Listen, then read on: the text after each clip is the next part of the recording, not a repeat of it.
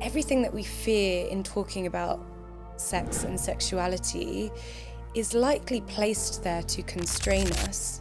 If we were to really know as human beings how powerful we could be if we connected to our sexual energy, if we really as individuals connected to ourselves as the creator of our reality, that would be a very dangerous thing for governments, to give individuals that source of self-power. I don't think that feeling numb like this is meant to be how a relationship is meant to feel. Whilst sex almost always involves sensuality, sensuality does not always have to involve sex. It's like a magic key that we have within our body that we've been taught is shameful, that we've been taught should only be closed and not talked about. I'm noticing, especially now that I've asked you this question, how uncomfortable this conversation makes me. In today's episode, I'm sitting down with the founder of the School of Sensual Arts. She's moved on from a corporate career in law to facilitating transformation in others using the ancient teachings of yoga and tantra. She's the author of her new book, Sensual, which highlights her journey into rediscovering herself and turning her body back online. She's a speaker who's delivered workshops for ITV, the British Embassy, and John Lewis HQ, and she's been featured on the likes of Apple TV, Amazon Prime, and Channel 4.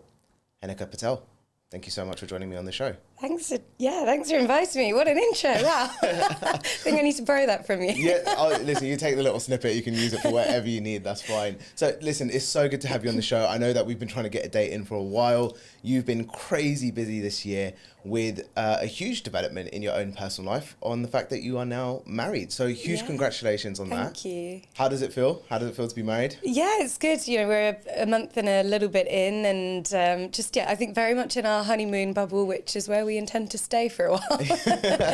That's the goal, is to be there as long as possible. Well, look, thank you so much for joining. And where I want to start this conversation is really how your journey began into the realm of sensuality. Because I know you were a lawyer beforehand, but when did your journey into exploring sensuality actually start? Sure. So I was working an office job, and I was in a relationship at that time, and I knew that I wasn't very fulfilled in my office world, but I just thought, that's just sort of life, isn't it? You get up, go to work, do a bit of stuff on the computer, and then come home, and then that's it. And part of me knew that surely there was more to life, but everyone else was doing it. But then another part of the puzzle kind of came together for me, which was in my relationship at that time. And I thought, surely I'm meant to feel something at least in the relationship. Like, okay, I can pacify myself a little bit with work and make some, adjustments and things like that. But I was like, I don't think that feeling numb like this is meant to be how a relationship is meant to feel. And the first indication for that happening for me was inside the bedroom. And it was a really difficult place to discover that because, of course, no one talks about that space. So and I was living abroad at that time, so I was sort of outside of the realm of my normal friend network and family network. So the friends I had there were newer friends. And even when I started to kind of broach the subjects, like, has anyone ever felt numbness like this inside the bedroom? It was just sort of a bit of awkward laughter and move on the conversation. And that left me feeling like even lonelier. And I had already I'd already trained in my yoga teacher training, so it's not that I didn't have like a body-based practice, so I was doing things to try and kind of connect myself to the body, but there was something missing. And I think that realization in my relationship for me was the realization that it was the sensuality and sexuality piece that was missing. And I think that's something that you never get taught. You learn by mistakes. It's a taboo. You learn often just by mistakes that you make rather than any kind of, every other skill in life you can, learn or talk about, watch a YouTube video on or listen to a podcast. But it felt like back when this was happening, it was pre-podcast days, it was pre-Instagram days. There wasn't a lot of information that you could find online. And that really set off a research for me so deep that it's actually become my life's work now. So wow. I mean, it's so true in terms of the subject being so taboo. I mean, we were talking about this before we started recording. Like, this isn't a commonly spoken about topic. So when it came to you even bringing this up with your friends, I think it takes a lot of bravery and courage to do something like that, because it's not such a widely spoken about area, especially for like South Asian culture as well. What gave you the courage to ask that question? How did you even feel comfortable asking that question? Oh, I didn't feel comfortable asking that question. I felt very uncomfortable asking that question. But I think for me at that time, it was trying to gauge, like, okay, I know that some people are bored at work, but are they also bored in the bedroom? And I was trying to gauge, like, if I'm not the only one, then maybe it's okay. But the fact that no one else was giving me answers made me feel like I was the only one. And then that's what really set off the research. So I think more I was just trying to find connection and open conversation around this subject. Yeah, but it wasn't a comfortable thing to do at that time, because I'd never had a conversation like that before at all.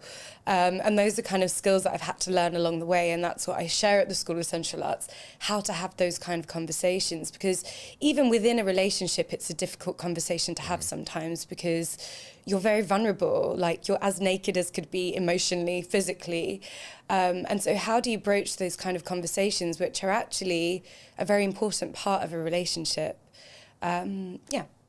So how does someone then start to approach a conversation like that, who's maybe in the space that, I'm going to use myself as the example, because like I said to you, this kind of conversation makes me highly uncomfortable, and I'm very aware of that. And that's why I'm so glad we're having this conversation, because the uncomfortable things that you do will expand you in so many ways, not just spiritually, but emotionally, mentally, physically, and it allows you to then handle so many different things as well in life when life can get uncomfortable, which it will do.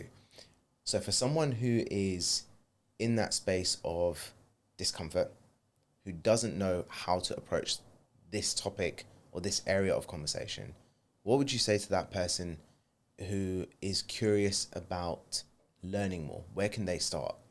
Yeah, I mean, I had no framework for how to have a good conversation, to be honest. Like, not good in terms of interesting, but good in terms of being able to authentically put across my feelings. I just felt so scared. I felt like I'd be misunderstood. I felt like, I just felt like I didn't have the tools and how to do that.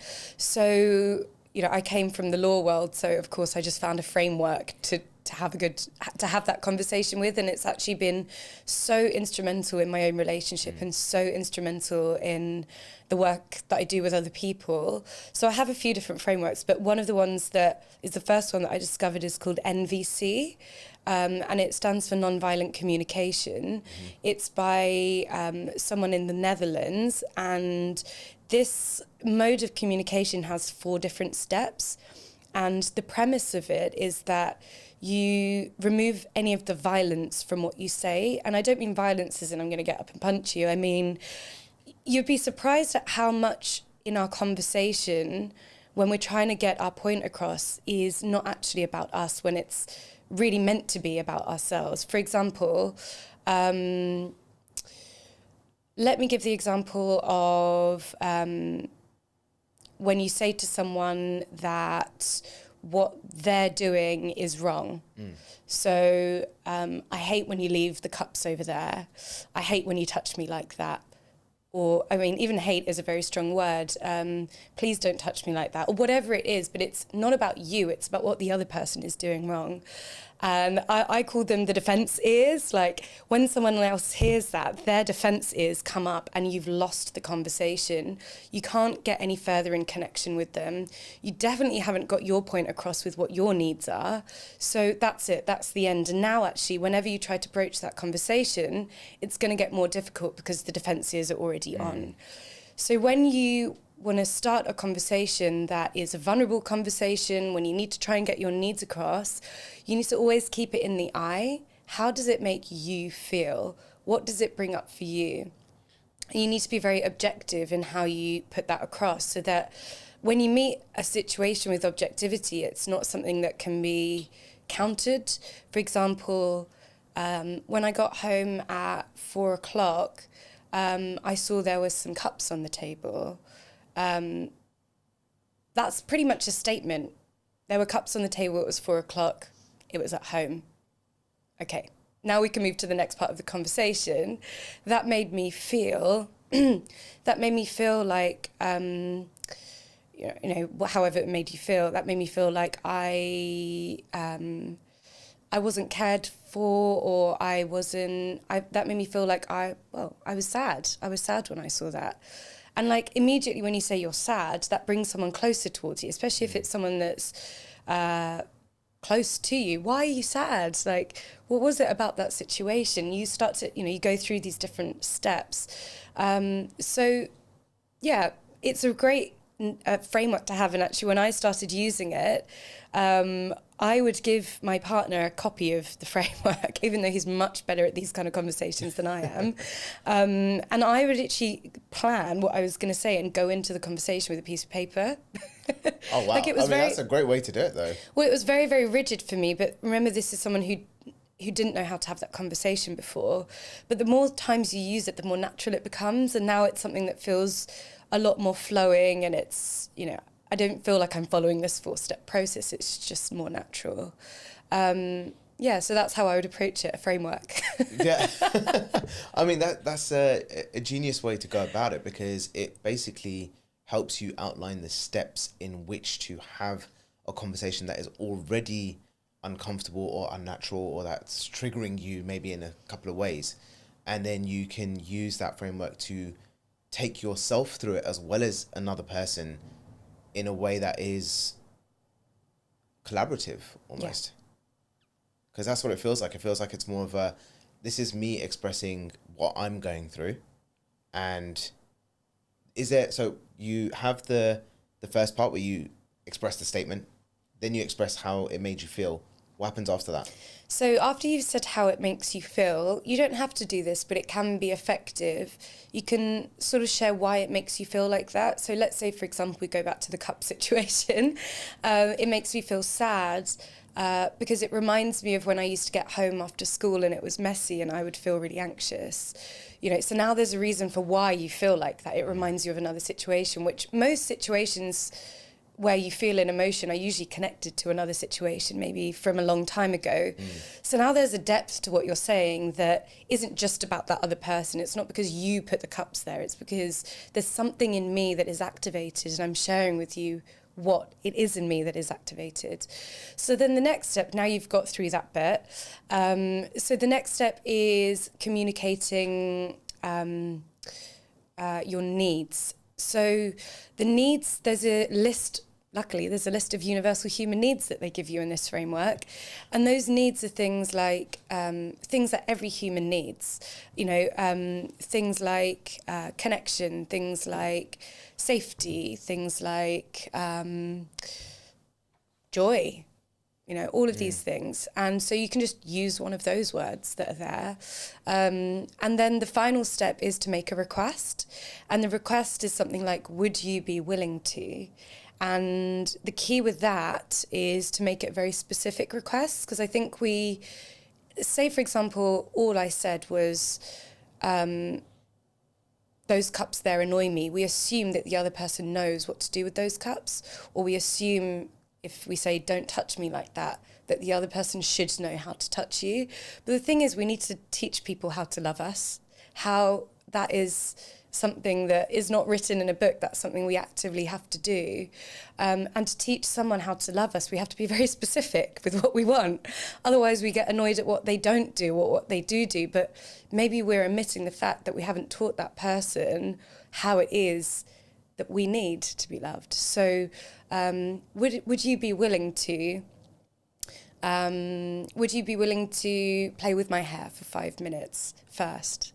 Would you be willing to put the cups near the sink or in the dishwasher before you leave the house. Like, those are really specific things that then the other person has the opportunity to think, do I want to do that? So there's also autonomy in that decision as well. And if it's a no, then you can sort of do a back and forth, like you can negotiate. And what I would say a key part to this conversation is it's not just a monologue. So between each of the steps, the other person has to try to mirror word for word what the other person is saying. Because also often what we hear is what we want to hear rather than what is actually being said. So through this practice of mirroring, if you have to mirror that your partner, so if I got this correct, you feel really sad. Whoa, like the emotions that come up when you have to say your partner is feeling sad and it's connected to this situation, the level of empathy that creates is actually going to bring you together rather than further apart, even if it's a really difficult conversation to have.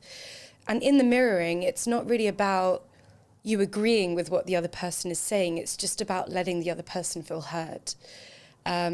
So there's a lot in that, in that framework, you see. It's incredible because it almost sounds like a sales conversation because I've spent pretty much my whole life in sales. Wow. And what you're talking about there are actually core sales principles. And I've never made that connection. I've never made that connection because the simple question of would you be willing to? Like starting your sentence with that. In sales, I don't use the word willing, but I go with the sentence of would you be open to? Because it's the same concept, the same energy behind the sentence, but what it's doing is it's inviting the other person to make a decision that is inclined towards what you would like. And that is so powerful. Like I've never made that connection before. I'm sitting here going, mind blown. Like this is so good. Wow. Okay. So folks, if you are listening to this and watching this on YouTube or wherever you're interacting with this podcast, definitely check that out. It's NVC. Yeah, NVC, non-violent communication. There's lots of examples on YouTube. And it's not only used in relationships. This framework is used in political situations. It's used in tribes. It's used in, just across the board. So it's very, very helpful. Who taught it to you? Who taught it to me? That's a really good question. I think I've done a few different courses and it's come up in all of those courses. So I think like the third time it came up, I thought there's got to be something in this. And those are my tantra courses. So it's not a tantric framework, but it's tantric in principle. It's very rooted in reality, which is what the philosophy of tantra is inviting us to do, like root yourself in the reality that is, take off the masks, be authentically who you are, speak your truth. And to do that, you need tools to do that. So that's why I think it's tantric in its approach. Just like a perfect bridge. Let's get into it. So this is Henika's new book. If you're watching this, this is the book Sensual. It's definitely worth reading. So I'll link this in the YouTube description and stuff as well. So definitely go and get yourself a copy, or you can download it on Audible. I've got both and I've been reading and listening to them both. So let's get into the topic of being sensual and sensuality. So let's just start at the beginning of this, which is what does sensuality or what does being sensual actually mean? Yeah. So a lot of my work is talking about what sensuality is and is not. And actually, it can be whatever it is to you. It's a very subjective experience. But some of my work is untangling sex from sensuality because there seems to be this sort of muddling up of both of the words, and words are very important, as we've just discussed. So whilst sex almost always involves sensuality, sensuality does not always have to involve sex. Sensuality is being rooted in the five senses. It's the way that you experience the world. So you are continually a sensuous being as you move through the day if you are connected to your senses. And if you look at kind of modern day mindfulness. And I actually call that sensefulness, because for me, it's not about filling your mind with thoughts. It's about being more present with your senses. So if you are more senseful through the day, you're a sensual person. If you enjoy the sip of your morning coffee without being distracted, if you really take time to be with your food, if you're present in your conversations, if you take in the sound of, I don't know, the birds or the cars, if you're in London, and actually are with what's happening, then again, you're rooted in the reality of what's now. So to me, that's what sensual is. And it can be part of the sexual process, but it also cannot be as well. So yeah, I think to me, that's what that is. And this is the core philosophy that you essentially teach through the School of Sensual Arts. Is that the main focus? Yeah. So when it comes to the School of Sensual Arts, when did this become a real business for you? How did this come to fruition from the point of conception in your mind to it becoming something real and tangible in the world that is now being experienced by people? Yeah, I love this question. So when I was going around having those really awkward conversations and not really finding any solace or connection in them, this was the day of blogs. So I started a blog and was just writing about the books that I was reading, about this subject of sensuality or connection or meaningful work or whatever it was. And I was starting to do courses and just kind of write about human connection, actually. And through that, I started to find that other people were having similar experiences, random people on the internet. And that was great, because I was like, whoa, I'm not the only one that's experiencing these things. That's good. And then I thought, as I was starting to learn more and more tools in the realm of tantra, Ayurveda, yoga, all these Eastern sciences, then I came back to the UK and studied psychotherapy for individuals and couples and art therapy. I thought I was gathering more and more tools, and at this point it was tools to turn my own body back online. But as I was starting to write about it and realize that there were other people that were feeling this numbness, or who were feeling like they'd lost their spark in themselves, or they lost the spark in their relationship, I thought, okay, well, maybe I could start to share these tools, because now I'm far enough, along in my own journey to realize that they've had an impact. So at that point, the services that I was sharing were kind of tagged on to my blog. It wasn't really an organization. And then I thought back to my why. Why did I start this journey? I thought back to that relationship, and it was sensuality. It was sensuality and sexuality that was the piece that was missing. And it was also the piece in personal development that I had spent some time in now, that I felt like I couldn't really find easily anywhere. So I wanted to create a space that was easily identifiable for people who wanted to explore that part of themselves. And that's really where the School of Sensual Arts was birthed. And yeah, things really sort of flew from the moment I changed the words of my organisation, which was Lessons Learnt Daily. That was my original blog. It was called Lessons Learnt Daily. Yeah, and I changed it to the School of Sensual Arts and just became more focused on who it was that I was serving, why I was serving them, which was so rooted in my own personal journey and wish for everyone to find their spark again, and to not only find it, but to learn how to cultivate it as we move through our relationships in life. So yeah, that's how it came around. I mean, it's amazing to hear how that's come about, because for anyone listening to this that is on the path of discovering anything about themselves, they've either got maybe a blog, maybe they're growing an Instagram channel, maybe they've got a podcast or something that they're working on in the background, and they've called it something just to get started. And I think this is what I love about what you've just said. It doesn't matter what you call it at the beginning. It's just getting started and exploring your learning, exploring what you're doing to help yourself grow. And then there will come a point where you might have that moment of self-reflection, self-realization, and you go, oh, I think this is where I'm trying to focus. What was that moment for you? What triggered it to go from Lessons Learnt Daily to School of Sensual Arts? Well, when I moved out of my office job, I'd already started creating wellbeing programs and things like that within my office. So I was doing that actually part-time while I was working as well in different places and organisations. And when I came back to the UK after living abroad, that's what I continued doing. But I think I realised, like, I was doing that because that was familiar to me, that corporate environment was familiar to me. It wasn't necessarily connected to my inner why. And I enjoyed it, and I still do enjoy it. I still enjoy, like, going back into the corporate environment and sharing the tools that I've learned. But that was also around the time I was looking at the environment, and that was when we were moving into lockdown. So actually I lost a lot of my contracts around that time, and I was more focused on bringing connection to individuals who are now isolated from each other, and my work was all about connection. So I really started to focus on individuals and connection and bringing people together. And also now couples were in the same house all day and all night. And how do we bring tools of connection for them in this experience? So that's really, it was an environmental factor, you could say. But yeah, I love what you said, because I'm actually trying to think of a podcast name for myself at the moment, and have been so caught up on it for the last months that actually you've reminded me, don't worry about what it's called, just start. And that's it. You just have to start, don't you? And then it will emerge if it feels right or if it needs to change. Absolutely, because you could just start off by calling it the School of Sensual Arts podcast.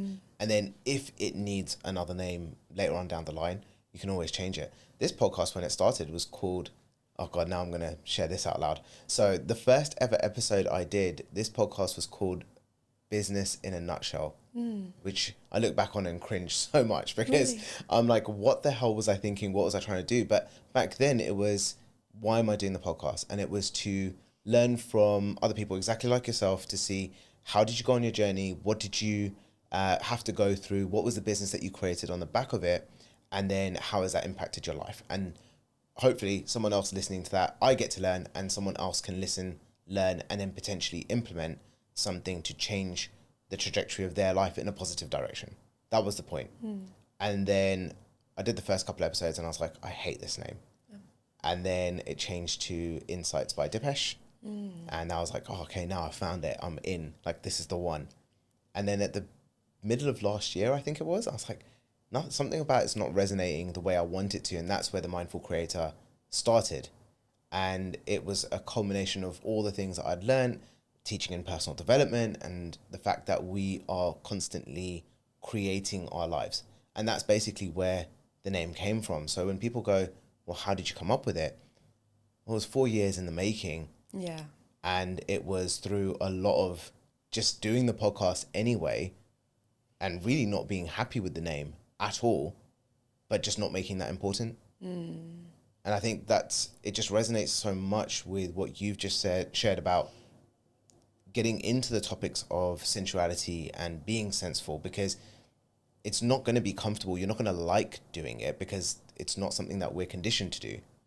But if you just take yourself through the process, you'll come to a point where it feels natural. Yeah. Like the MVC communication stuff. Yeah, exactly. I think everyone looks back at the first thing of anything that they've done and cringes. Like, I look back at my first Instagram post and I cringe. I look back at my first blog post and I cringe. I look back at everything I've ever done for the first time, and it's cringy, but you have to have that cringe to be able to move forward.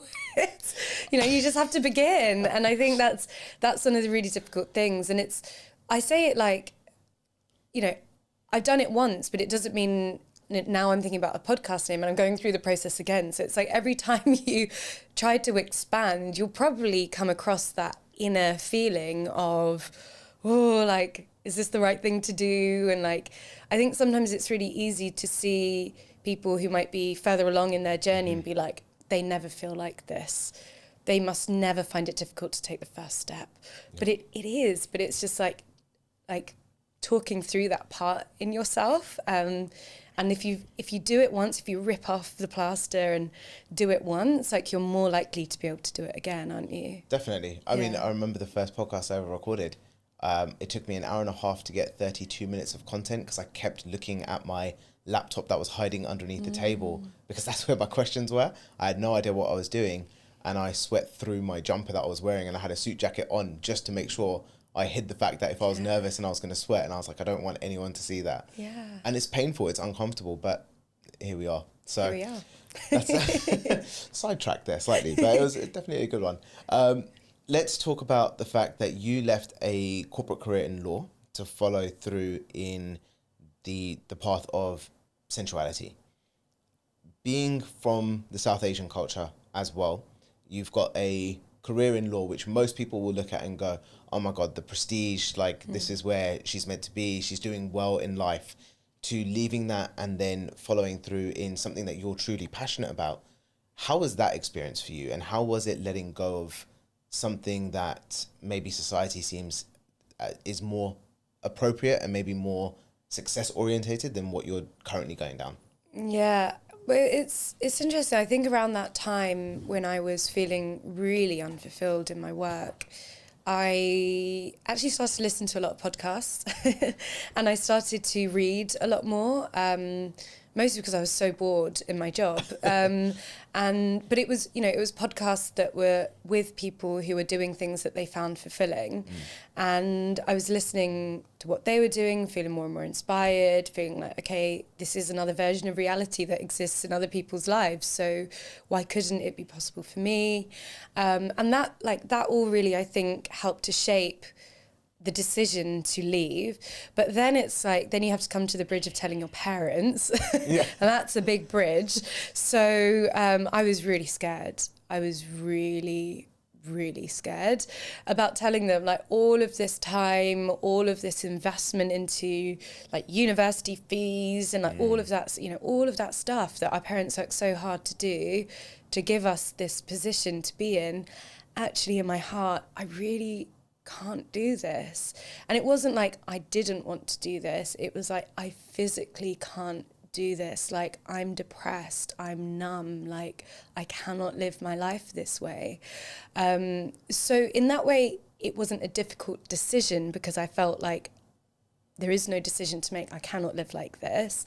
But in the other hand, like still having that conversation was really hard. And I remember like, you'll start to see some patterns. I remember like writing out on a piece of paper, like and I read a blog in order to be able to do this. I wrote out... There's definitely a theme here. Yeah, I was like, if I don't know how to do something, then someone else would have written the how-to of how to do it. So I wrote out like what wouldn't work out and then what I could do if that thing didn't work out. And then if that thing didn't work out, what else I could do if that thing didn't work out, and just sort of had like an A4 page of options, basically. I remember calling my parents, and I think they were in India at that time. And I was like, Mum, Dad, like, this thing that I've been working on and this job that I have, and I really can't do it anymore. And like, it was such a, I feel emotional talking about it because it was such a hard conversation to have. And they were like, I think they heard like the vulnerability in my voice. It wasn't like me throwing my toys out of the pram. It was like a cry for help. And they were like, Meda, darling, like, we just want you to be happy. And that was such like that was such a big moment for me, because it was like all of the fears that I had in my head about they'll say this and they'll say that, and all this A4 page of like what I have to say to them if they say this. I didn't need that, because I was in my heart, like I was speaking from my heart. And actually, it taught me that a lot of the fears that we build up in our heads about things that we want to say or things that we want to do are just that, they're things in our head, and they might not actually be the reality that exists. Until you have that conversation or you make that jump, you don't know if that's the reality. And it might be, like, it might actually affirm what you had in your head, but at least you know that you've tried, and that is based in reality rather than the thought. So then they were like, okay, but what are you going to do? And I didn't actually have a plan. Like, I didn't say, when you go from one job to another, it's like, I'm going to go from this and then go to that. And I've got 3 months in between, so I'm going to do this. I didn't have that end point. I just said, I just know I cannot do this. So, but I had already started my teaching. I was doing that part-time, so it was a transition for me. I knew that it worked. I felt confident. And then it went into, just learning more about my craft, learning more about my skill, learning more about tantra, learning more about psychotherapy. And then, that sort of weaved its way into what it is now. I mean, shout out to Mr. and Mrs. Patel for the support and the love that they gave you to go through that journey. And I read in your book as well that your dad is a monk. So he was a monk. He was a monk, so he very much understands this world. I think he was maybe secretly pleased. So finally she's following in my footsteps in some way or form. Yeah. So part one of that equation is having the conversation with your parents that law isn't the right thing for you. You want to go into something different and there's no clear plan on which direction you want to go in.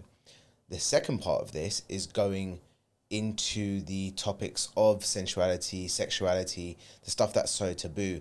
How has that been for you going into that? Because even from what you said, your first conversation with friends about this, it was very uncomfortable, it was very awkward, you were quite nervous about having that conversation. So how has it been going through this journey and talking about these topics, starting from that place? Yeah. Well, I have never blocked anyone in my family, anyone that I know on my Instagram. I'm very open about my work because I feel very embodied in it. So the fact that it has taken me, like these tools that I've learned have taken me from a place of being very numb and unfulfilled to a place of feeling alive and fulfilled. That is my embodied experience. I'm very, very proud of the tools that I've learned and the work that I've done. And because of that, it feels like anything that anyone could say about my work just slides off me, because I'm like, well, that's not my reality. Like, you know, the tools that I learn, I'm very, very proud of them, and also where they come from. They come from our culture, right? So, so that's it really. And also I invite my family into my work. Like, I've invited my mum to my Shakti circles. Like, my dad's seen my yoga classes. He knows that they're rooted in philosophy and authenticity. And my brother and my sister-in-law have tried my date nights, you know, like, so I'm not ashamed of what I do, and I have to have that because I'm working with people who do feel shame for sensuality and sexuality. So if I have that and create divisions in my life, whether I talk openly about them or not, that will create divisions in whatever I'm sharing as well.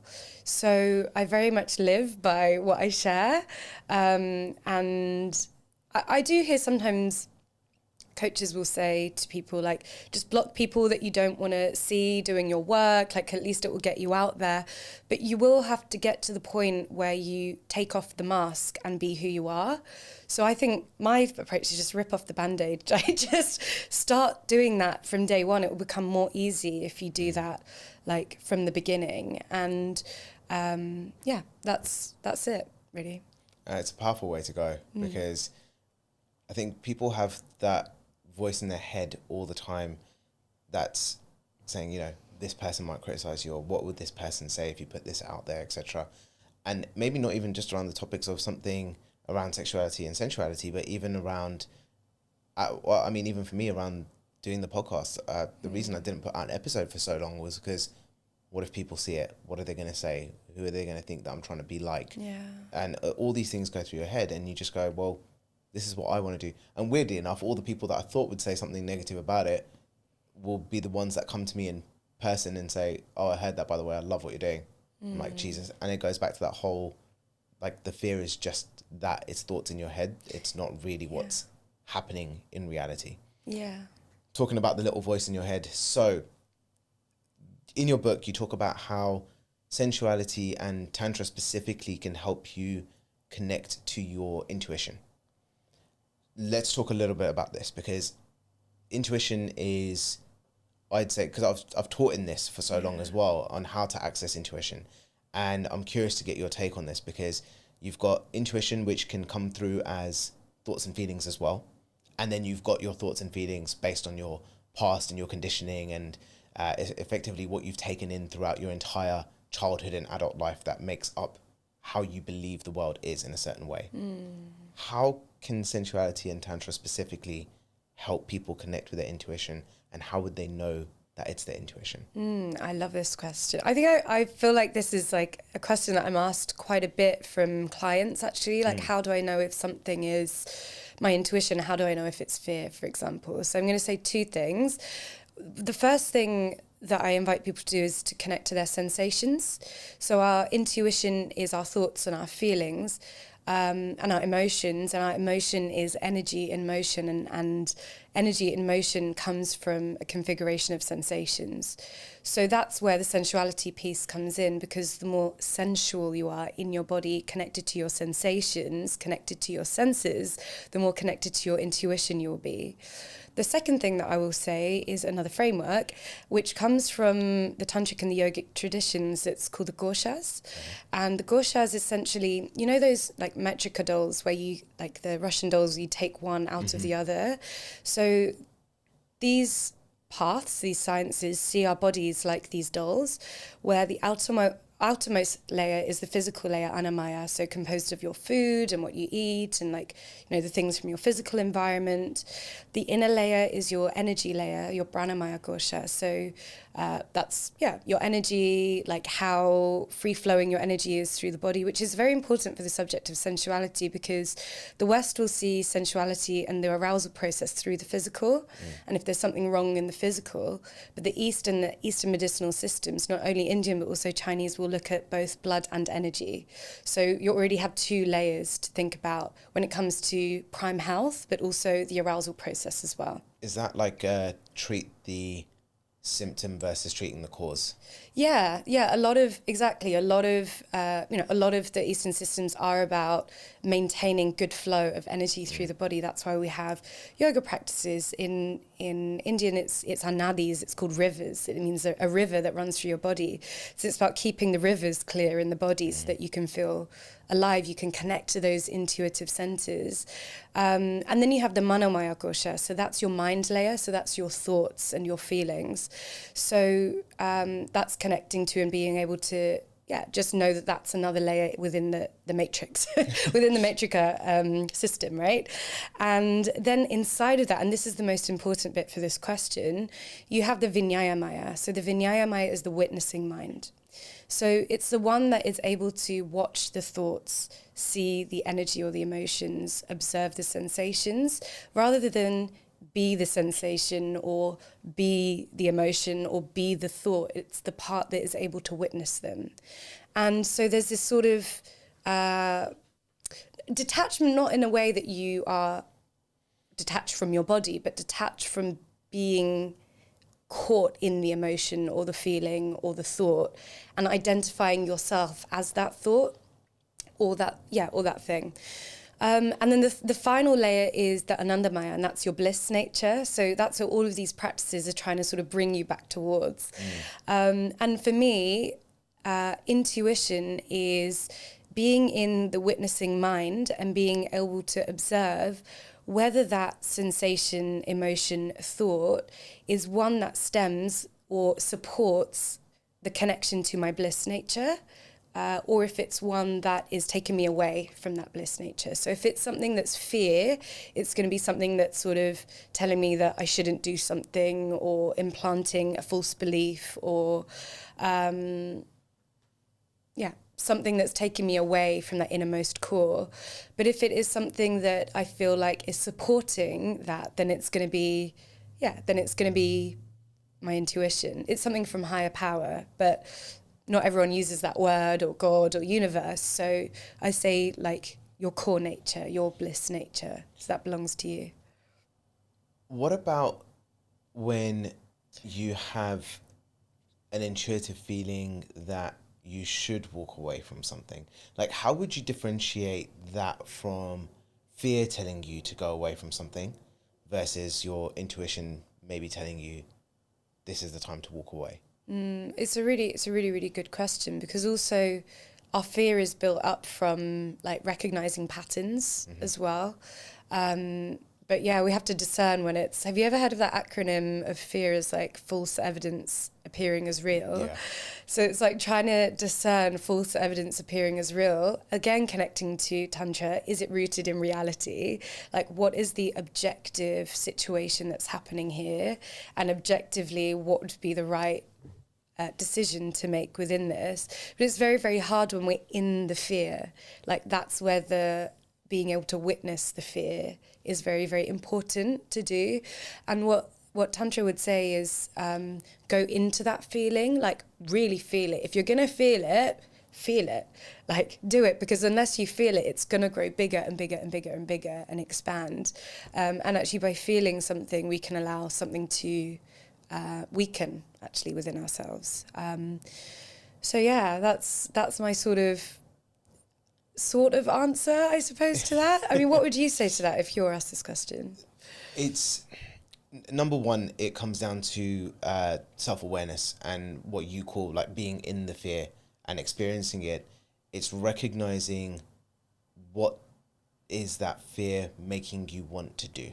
So it does come back to being able to practice consistently watching your emotions rather than simply acting on the emotion as a response. Yeah. So the Man's Search for Meaning book by Viktor Frankl talks about this as well, which is the gap you have between a stimulus and a response.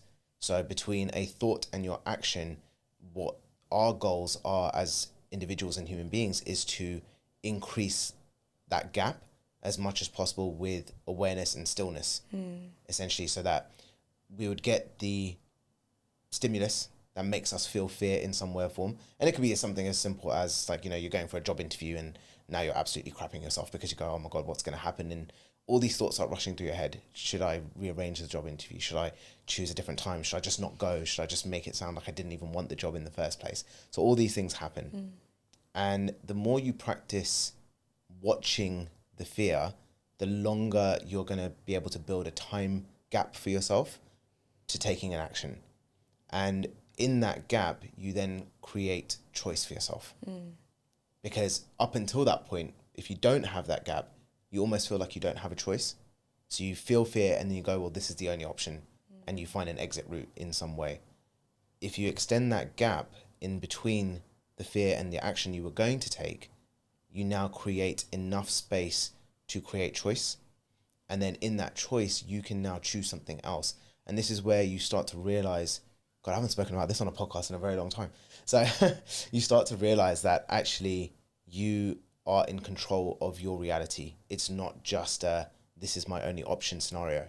And when you realize that you can be fully responsible for everything that is in your reality, because your reality is simply a build-up of all the reactions you've had. And if you're not liking something within your reality, it's because there's been multiple reactions that have compounded together to create what you're experiencing. If you want to change that, start by changing the way you're responding to your circumstances and your life, and you will now create choices for yourself, which will then change your reality. Yeah, absolutely. I love that. I think it's very, very connected. You know, the Eastern systems of creating that space between the thought and you observing that thought and then you reacting to that thought. That's what all of these practices are inviting us to do. Just find that space between the thoughts and us responding to them. And yeah, I think it's really, really powerful to remember that you have a choice in the actions that you take. And I guess like the more that you start to observe what your thoughts are, the more you'll also start to observe how you respond to things. So like you'll start to learn what your defenses are, and those defenses will usually come from fear. So when you start to feel your defense coming up, what is it that you're fearing? Like, why is that defense coming up? Let's say, for example, you find that you comfort eat. So you might not be, you might just go home and like 10 o'clock, bag of crisps, like I need to do this. This is just what I do. But as you start to observe your thoughts, you can actually think, what happened this day that has led me to comfort myself? And then you start to see the connection between those things. So yeah, I think the more you do, the more you know, right? Definitely. Yeah. And it becomes a much easier process the more you choose to practice it, because the first time you do this, realistically, you're going to have the stimulus coming in, the fear, you're going to have reacted, and then maybe a week, 2 weeks, maybe even 2 months down the line, you'll look back and you go, oh shit, like that's where I reacted to that situation, because you're becoming aware of it. And then 2 months down the line, you might catch it a week later. And then another couple of months down the line, you might just catch it in the moment briefly.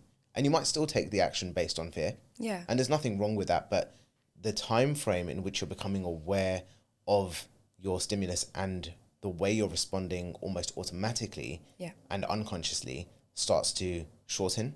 And because that starts to shorten, you now have an opportunity to catch it in a way where you wouldn't have done previously. And that's where your opportunity for choice comes about, because you're giving yourself the gift of awareness of what that space looks like. So on that then, how do you think people become disconnected from themselves in the first place? So I think it happens through like a range of things. I can speak to my personal experience. So in my experience, I had experienced like 4 griefs from the ages of 10 to 14 of people in my family. And I just never looked at that grief. So there became something within my body that had not been processed. And by nature of that not being processed, my defense was to go and, go up into my head and then just disconnect from my body, because that meant I don't have to feel what's here. So so that can be one of the reasons. It could be like a traumatic experience that means that you have to disconnect from your body. It could be your body feels like an unsafe place to live. It could be that you've never been shared tools of how to be in your body. So it might not be that anything particularly has happened, but by nature of the education system, actually, we are trained a lot more in our bodies. I wish we were trained a lot more in our bodies. We're trained a lot more in our heads than we're trained in our bodies. So that's what I do at the School of Sensual Arts. It's a space for us to train our bodies and be more connected in our bodies and our senses, when actually mainstream education is all about remembering stuff and equations and stuff like that. Like, let's connect into the body and learn how to use that as our most resourceful tool. Is this where you came up with the concept of being senseful? Yeah. Can you talk me through that process? Because I love how you've outlined it in the book, but I think just for people listening to this, it would be really helpful to understand why being senseful is so important and what does that actually involve? Yeah, so Sensual came up through writing the book, actually, and I realised my approach to holding my sessions, when I was thinking about how my sessions work, yoga sessions, date nights, coaching sessions, circles, all of those things, they all actually followed the same framework without realising. And Sensual, actually, each word, each letter of senseful, which senseful is kind of a play on mindful, where actually it's less about kind of observing our thoughts and our mind, but it's more about observing our sensations within our body, where a lot of our wisdom lives. So that's sort of what it means. But each letter of the word senseful aligns to a different energy center within the body. So like S is rooted in safety, it's rooted in Muladhara, it's rooted in like the root of our body. E is about evoking, it's in the sensual center, so it's about our emotions. N is in the stomach, the digestive center, Manipura, and that's about noticing, like the element of Manipura is light, so it's about seeing. S is the heart space, Anahata, that's about sublimation, so in the tantric practice, it's the heart space, the same way that blood is taken into the heart and pumped out fresh for the rest of the body. And Anahata is also about the lungs, where it takes in oxygen and then, pumps out carbon dioxide. The same way our spiritual heart has that same ability. So difficult experiences that we've had, difficult emotions, in this practice, we draw them into the heart center so that they can be alchemized. We say sublimated, taking one substance and turning it into another. So that's at the S of sublimation, and the S of senseful. F is the freedom to express. So how do we actually take those experiences and find authenticity and reason and vulnerability and connection and power and confidence in being able to express those things? U is located in Ajna Chakra, so that's our sense of intuition. And it's about our inner teacher, it's about our understanding, so that's the U. And then L is love, so it's connecting to higher power. So Sensual is a fully embodied approach, you could say. And it's about how to stay rooted in reality by connecting to all of those 7 centers within the body. Those 7 centers, by the way, they're not like woo-woo. They are not only where they're not only where your energy lines cross within the body, like the major bundle of energy lines, but they're also where you have your key organs within the body. So as you start to approach your health, not just with what does this organ do to function, but how do my emotions influence this organ, you actually become a much healthier person because you're doing the things to support those organs with your emotions and your energy as well. This is fascinating. There's lots more layers to it. Like there's lots and lots of layers. Well, I mean, the book goes into so much depth around this with the fact that we're almost taught in Western culture that there's 7 chakras, but in actual fact, there's way more in the body that are adjacent to the 7 main ones. Yeah. And then you talk about the 72,000, like almost streams of energy that go through the body. Yeah. And like, I just found all of that super fascinating, and we will have to do another podcast at some point in the future to talk about all of that. The next question I want to ask you is around something in your book, which I think is so unbelievably powerful, but no one really talks about it. And this is where you spoke about sensual sex magic. And the only place that I've ever read anything similar in any way or form is actually in Napoleon Hill's work, because he talks about it very briefly in one of the chapters in Think and Grow Rich, where he talks about sexual transmutation. But then he also talks about it in one of his lesser popular books called The 16 Laws of Success, which is like a fat, chunky book to go through. But it's definitely worth it for people as well. But he talks about, again, the power of sex energy. Talk me through this. And I'm noticing, especially now that I've asked you this question, how uncomfortable this conversation makes me, because on one hand, it's so powerful. And on the second hand, it's so widely considered weird or taboo to talk about. But I feel like if more people knew this, they could create so much more in their life intentionally. Yeah.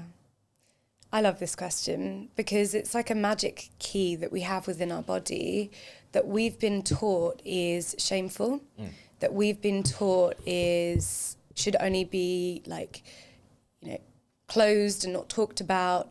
Certain religions also say that it should only be practiced in a certain way for child rearing, for example. But actually, like, ancient systems have realized that sexual energy is not only for procreation, it's not only for having fun, there's also other uses for it. So, like, ancient tantrics would have seen, okay, this is one of the most powerful energies in our body. You don't need to have studied your body for millions of years. Anyone who's listened to this podcast can probably understand, like, my body takes a completely different composition when there's sexual energy within it. Why is that? So what tantrics do is they say, okay, so if you're not using it for having a baby or whatever, how can you use this incredibly potent energy? What else can it be used for? If this is an energy that can be used to create life, what else can it be used to create? It is your creator energy. It's your Brahma energy. It's like the one that connects you, not to the creator as if it's someone else outside of you. It's you are the creator. You're the one that can create life. It's not just about creating children, right? It's about being the creator of your reality. So that's what sex magic is. It's being able to cultivate that energy within your body through different practices. It doesn't have to be through sex, by the way. It can be through breath work, pranayama. It can be through different practices that you can do. And being able to cultivate that and channel it towards something that you want to create. So maybe that is a book. Maybe that is a project that you're working on. Maybe it's a podcast. Maybe it's a business. Maybe it's a relationship that you're calling in. And you actually move through those different 7 steps as you do do it. So you allow the energy to pass through those 7 major centers within the body, and you transmute it, you sublimate it, right? So you take that substance, that sexual energy, and you transmute it, you pour it into another. And when we realize that actually everything that we fear in talking about sex and sexuality is likely placed there to constrain us, i.e., if we were to really know as human beings how powerful we could be if we connected to our sexual energy, if we really as individuals connected to ourselves as the creator of our reality, that would be a very dangerous thing for governments, to give individuals that source of self-power. So very, very helpfully, sexuality is kept as a very taboo subject. It's kept as something that needs to stay underground. It's kept as something that we don't teach people the skills for. Let people, in fact, go through lots and lots of trauma in sexuality so that they can never speak about it, so that they can never find their power. That's much more helpful to a society that we want to control, right? That's going in the trailer. That is, I mean, speechless off the back of that. Continue. Yeah, so that's the thing. Your sexual energy is your source of self-power, and you can feel that. You can feel that in your body. It's just we have to believe that that's possible for us. Like, and that's where, you know, we come into a lot of the, and I talk about this in the second section of the book, all of the cloaks, like all of the things that come around us that will stop us connecting to our sexual energy, things like our shame, things like our fear, things like trauma, things like stress, that will constrain, you know, that access to our innermost power. So sex magic, for anyone who doesn't know, is connecting to your sexual energy. In the tantric practice, it's called Shakti, right? And Shakti is a goddess. Shakti is divinity. Like Shakti is, yes, Shakti is magic. And it's taking that sexual energy, moving it through different areas of the body. And eventually you would, as you've moved it through your body, you'll land it in your third eye center, which is the seat within your physical body that secretes hormones, but it's also the space within the body where you dream from as well. So if you connect your power to the visual dream that you have in your head, actually you're creating almost a very, very similar process to that of fertilization, right? Of creating life. And you can do that in your own body, actually. You are the co-creator. Oh, I've never heard anyone say it that way. That is unbelievable. So you are, the whole purpose of this, instead of co-creating with the universe in a way or with other people, you can actually co-create within yourself. I've never heard anyone say that before. That's what these practices say. You're Shiv and you're Shakti, right? You are consciousness and you are matter. So you are both of those things, a composite of both of those things that are within your body. It's not about being man and being female. Actually, it's not about being Shiv or Shakti. It's about realizing that you are a composite of both. And therefore, you are your own co-creator. You are, you have that power to be both. So, have you used, or can you give us an example of something that you've manifested or created using this process? Yeah, I mean, the book. Yeah. For sure. Like, it was a really difficult process to navigate. And I think, like, constantly having the feeling of, like, what it'd feel like to hold the book and, like, to just complete it, actually. My fertilization point in my head was like just the point of completion, of finishing the book and how that would feel.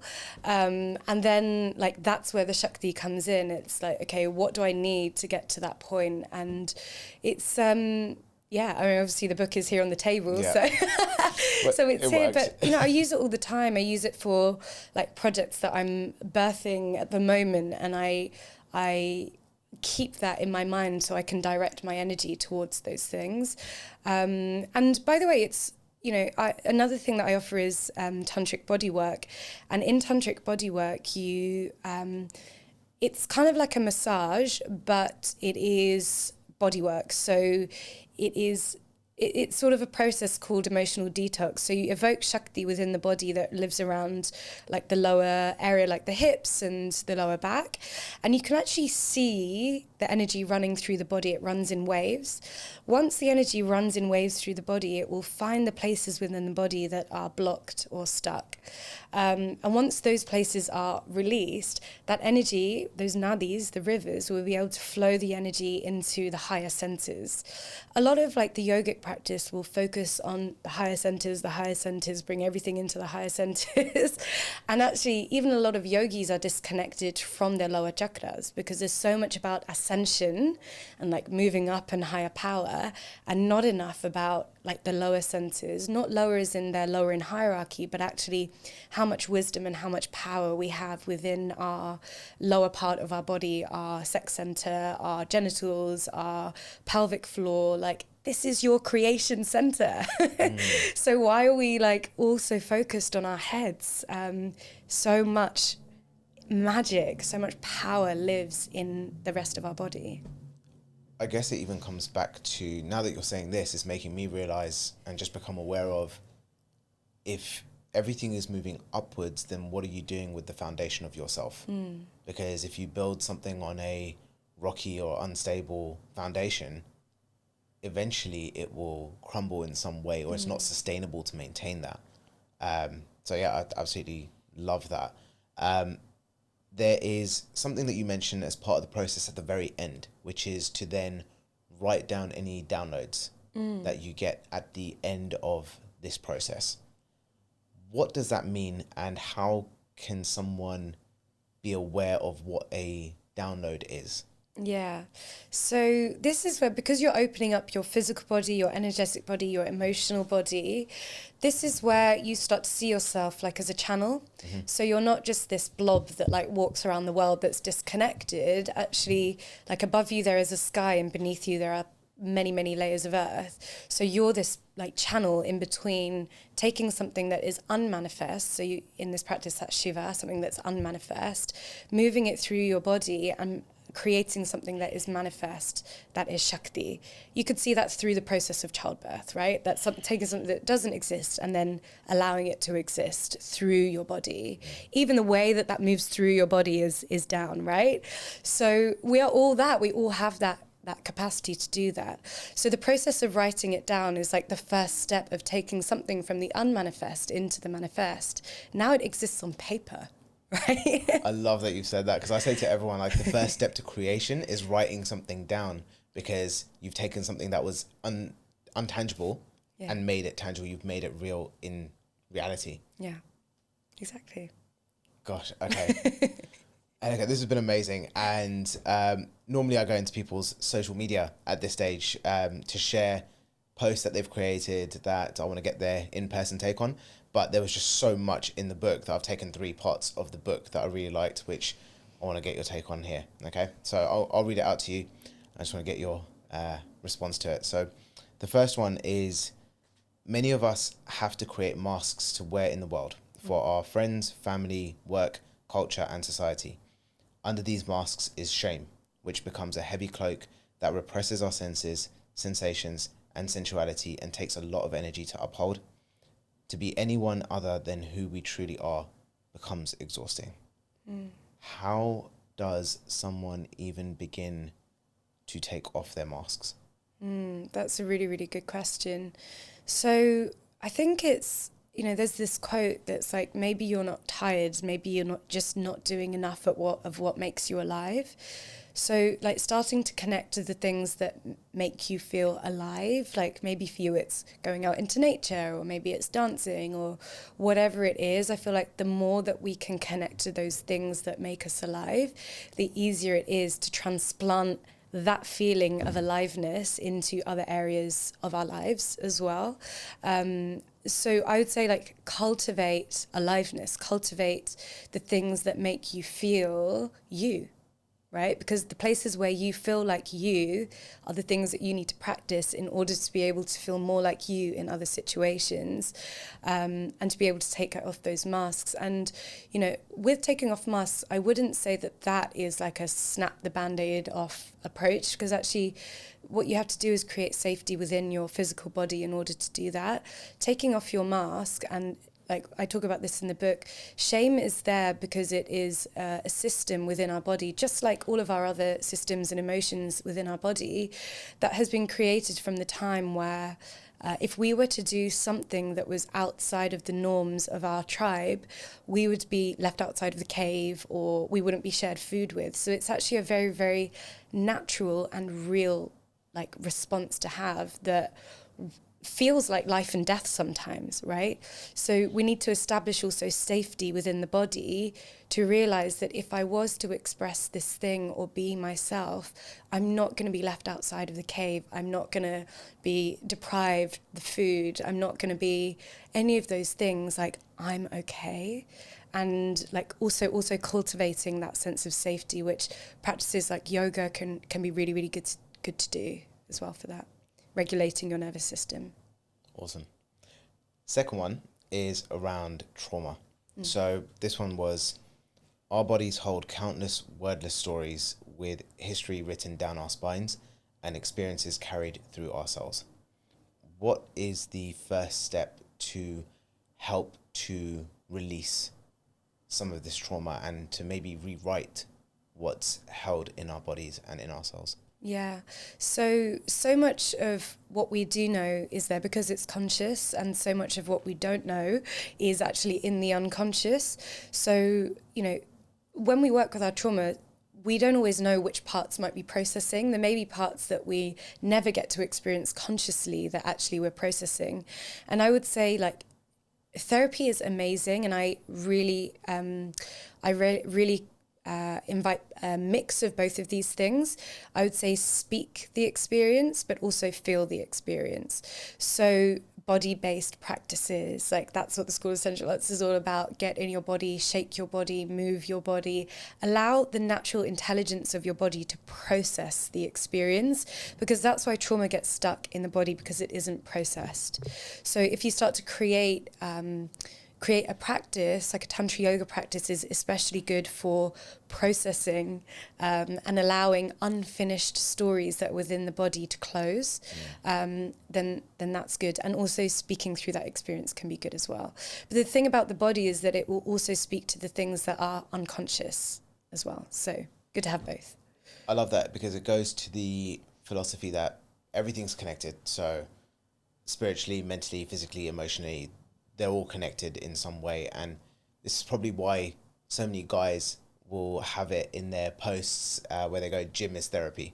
Oh, it is. Because by physically moving your body in the gym, by lifting weights, by running, but whatever your thing is, martial arts, it doesn't matter. But by physically shifting something, you then shift your mental, emotional and spiritual states as well. Final one that I really loved out the book, which was, Tantra acknowledges fear as a natural part of human existence and does not seek to rid us of it, to overcome it or to eliminate it, because this would be dismissing reality as it truly is. Instead, it encourages us to give fear a space to be felt, accepted and embraced as part of being human. This acceptance leads to opportunities for expansion. What kind of expansion can someone expect by embracing fear?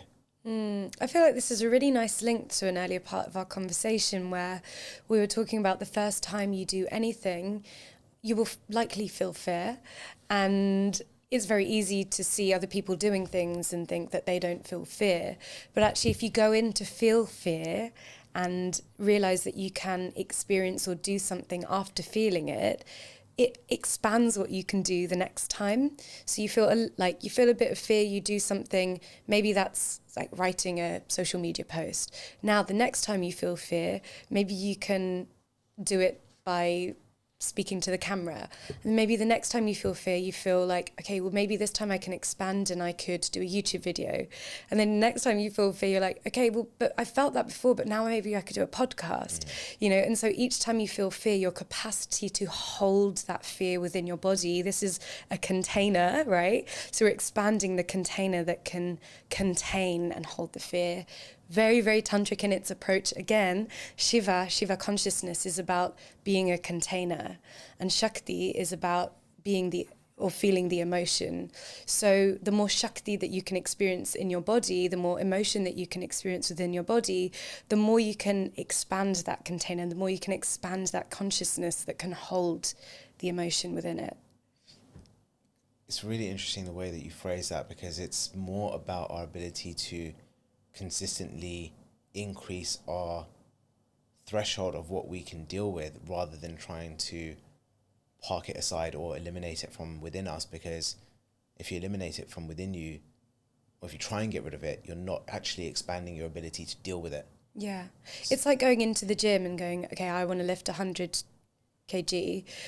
I can't do it, so I'm never going to go again. Yeah. Like that's exactly what this is like. It's like you go in and you start with 5, and then you do 10, and then you do 15, and you just continue expanding until one day maybe you get to that. So yeah, I think it's a very similar process in the expansion of our capacity to hold our fear, rather than just go, I'm just never going to go to the gym then, because I'm never going to be able to lift 100 kg.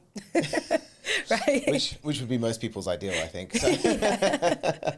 Henika, this has been an amazing conversation. We've got our final 4 quickfire questions to finish off. Okay.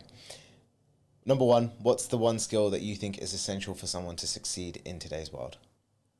The one skill to succeed in today's world is being like embodied, being in your body. And after today's conversation, I think a lot more people are going to become aware of how to do that. And obviously, there'll be links to the School of Sensual Arts for people to be able to do that even more effectively. What's the most impactful book or movie that you've read or watched that's had a positive impact in your life? Apart from my own book, no, Malcolm Gladwell, Outliers.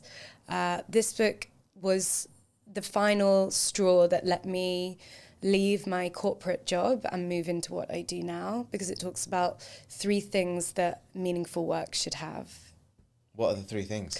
So the 3 things are autonomy, so the ability to make decisions about how your day goes, what time you start, what time you end, when you have time off, but not also that, but also how your job is conducted.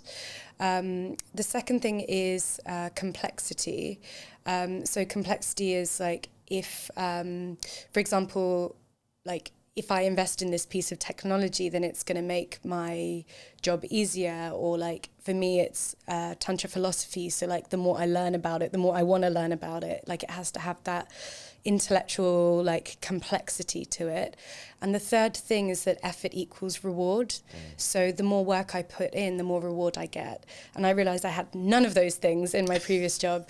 So that now became my barometer for the life that I want to create. It has to have those 3 things. I've never read that book, so I'm going to be buying that today. Good one. Thank you for that. What's a lesson that you've learned the hard way?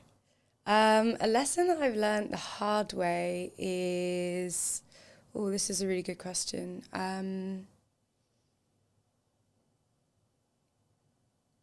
I think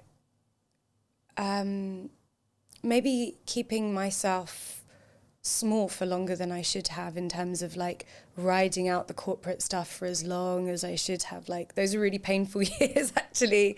And I think maybe that's something that I learned the hard way. And what's one positive message that you would love to share with everyone listening today? You are powerful.